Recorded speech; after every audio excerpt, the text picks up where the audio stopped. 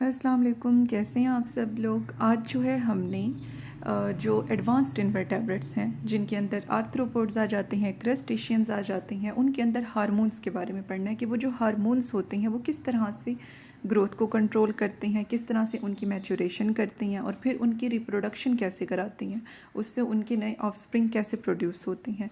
तो इसमें हम ये देखेंगे कि ये जो हार्मोन्स हैं इनकी किस तरह से प्रोडक्शन होती है, किस तरह से रेगुलेशन होती है, किस तरह से फंक्शनिंग होती है और किस तरह से इनका फीडबैक सिस्टम होता है जो इन्हें कंट्रोल करता है। तो ये सारा जो है हमने यानी कि बेस्ट स्टडी किया है। किसके अंदर स्टडी किया है? एडवांस्ड इन्वर्टेब्रेट्स में, जिसमें हमारे पास आर्थ्रोपोड आ जाते हैं। अच्छा, एक बात याद रखिएगा कि ये जो क्रे फिश होती है ये फ़िश नहीं है, ये हमारे पास इंसेक्ट है। तो यहाँ पर हम इंडोक्राइन सिस्टम के अबाउट क्रे फिश के अंदर जो है स्टडी करेंगे। उसमें देखेंगे कि एक्डाइसिस में क्या होता है कि उनका जो एक्जोस्केलेटन होता है उसे वो शेड आउट कर देती हैं और उसकी जगह नया एक्जोस्केलेटन आ जाता है। इसे मोल्टिंग भी कहती हैं। किस तरह से एक्डाइसिस होती है, सेक्स डिटर्मिनेशन कैसे होती है कि कौन सा मेल है कौन सा फीमेल है, और कलर चेंजेस उनके अंदर कैसे होती है, टेनिंग का प्रोसेस कैसे होता है। तो ये सारा इसमें जो है हम देखेंगे। तो यहाँ पर जस्ट एक्डाइसिस के अबाउट क्रे फिश के अंदर जो है स्टडी किया गया है और बाकी भी हम आर्थ्रोपोड के अंदर जो फंक्शनिंग है हम देखेंगे। तो एक्स ऑर्गन्स जो हैं ये न्यूरो सेक्रेटरी टिश्यूज़ हैं। ये क्रे फिश के आई स्टॉक में होती हैं, यानी कि जो आई वाला उनका स्पॉट होता है, जो स्टॉक होता है, जो जगह बनी हुई होती है उसके अंदर एक्स ऑर्गन्स मौजूद होती हैं फिश की आई स्टॉक में। फिर वो कह रही हैं कि हर एक्स ऑर्गन के साथ एक साइनस ग्लैंड होता है जो कि इकट्ठा करता है या फिर रिलीज़ करता है एक्स ऑर्गन की सेक्रेशंस को। फिर वो कह रही हैं कि जो दूसरे ग्लैंड हैं जिन्हें वाई ऑर्गन्स कह रही हैं वो मैक्सिली की बेस पर होंगे एक्स ऑर्गन, और वाई ऑर्गन जो हैं मैक्सिलाई हम कहती हैं जो फेस में हो, ये फेशियल बोन होती है, ठीक है। तो वाई ऑर्गन मैक्सिलाई की बेस पर होंगे एक्स ऑर्गन, और वाई ऑर्गन जो है ये एक्डाइसिस को कंट्रोल करते हैं।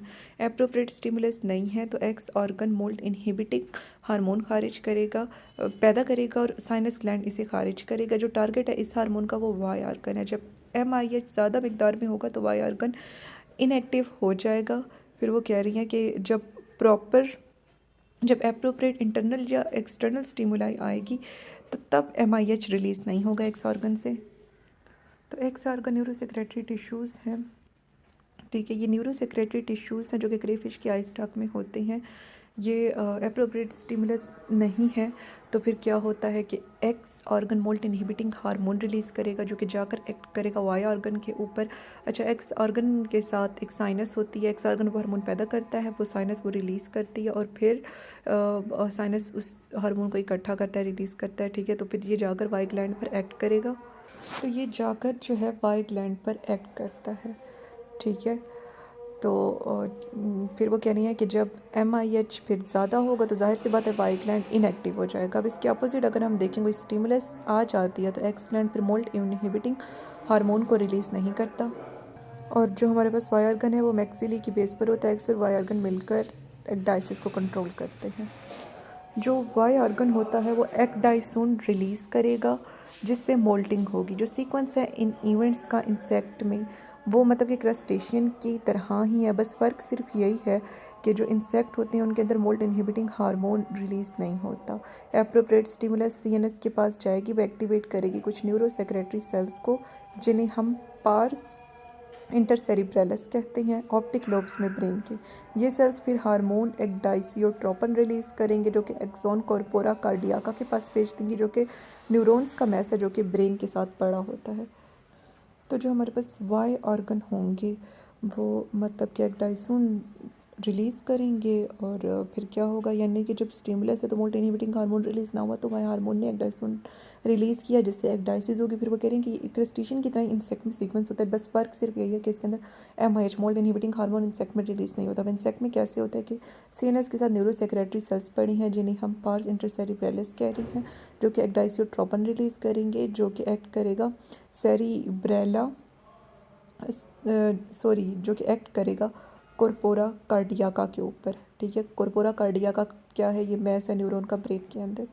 अब एक्सोन जो है इसे लेकर जाएंगे कॉर्पोरा कार्डियाका के पास, इस एक्डाइसियोट्रोपन को जो कि पार्स इंटरसेरिब्रेलस से रिलीज़ हुआ है। कॉर्पोरा कार्डियाका का हमने क्या देखा कि ब्रेन के अंदर न्यूरॉन है उनके पास ये लेकर जाएंगे, फिर क्या होगा। अच्छा, ये सारा जो है ना हम इंसेक्ट में मोल्टिंग के बारे में, एक्डाइसिस के बारे में देख रहे हैं। पहले हमने क्रस्टेशियन का देखा, और फिर वो कॉर्पोरा कार्डियाका थोरेसोट्रोपिक हार्मोन पैदा करेगा जो कि प्रोथोरेसिक ग्लैंड के पास जाएगा और उन्हें स्टिमुलेट करेगा कि वो एक्डाइसोन रिलीज़ करे जो कि मोल्टिंग कराएगा। ठीक है, तो कॉर्पोरा कार्डियाका थोरेसोट्रोपिक हार्मोन रिलीज़ करेंगे जो कि प्रोथेसिक ग्लैंड पर एक्ट करेगा और उससे एक्डाइसोन रिलीज़ कराएगा जिससे मोल्टिंग होगी। तो इंसेक्ट के सारे में हमने क्या देखा, पार्स इंटरसेरिब्रैलस से हार्मोन एक्डाइसियोट्रोपिन रिलीज़ हुआ, उस वो ब्रेन में गया कॉर्पोरा कार्डियाका के पास। कॉर्पोरा कार्डियाका ने थोरेसोट्रोपिक हार्मोन रिलीज़ किया जिसने प्रोथोरेसिक ग्लैंड पर एक्ट किया, जिसने एक्डाइसोन रिलीज़ किया और जिसने फिर मोल्टिंग कराई। और उससे पहले हमने देखा था एक्स ग्लैंड और वाई ग्लैंड का। X gland moult inhibiting hormone जब कोई स्टिमुलस नहीं होती थी तो रिलीज़ करता था, और फिर एक्स हार्मोन के साथ एक साइनस थी जो कि उसकी सेक्रेशन को मतलब कि वाई ग्लैंड के पास भेजती थी जो कि मैक्सिली के साथ था। वाई ग्लैंड फिर मतलब कि इनएक्टिवेट हो जाता था जब मोल्ट इनहिबिटिंग हार्मोन होता था, और जब स्टिमुलस होती थी तो फिर एमआईएच रिलीज़ नहीं होता था, और वाई ग्लैंड जो है फिर मतलब कि वो एक्डाइसोन हार्मोन रिलीज़ करा के बोल्टिंग कराता था। तो अब फिर इसमें मतलब कि होता क्या है कि रीअब्जॉर्प्शन ऑफ हो जाती है कुछ ओल्ड क्यूटिकल की, यानी कि ओल्ड क्यूटिकल अंदर की तरफ रीअब्जॉर्ब हो जाएगी, नई क्यूटिकल बन जाएगी। दूसरे न्यूरो सेक्रेटरी सेल जो ब्रेन और नर्व कॉर्ड में होते हैं वो बर्सिकोन हार्मोन रिलीज़ करते हैं जो कि कुछ एपिडर्मल डेवलपमेंट कराता है जैसे कि टेनिंग, यानी कि उनकी जो काइटेनियस क्यूटिकल की जो आउटर लेयर है जिसे काइटेनियस कह रही हैं उसकी हार्डनिंग कराएगा और उसकी ये डार्कनिंग कराएगा। टेनिंग जो है यानी कि हर मोल्ट के बाद होती है और कई आवर्स में कंप्लीट होती है।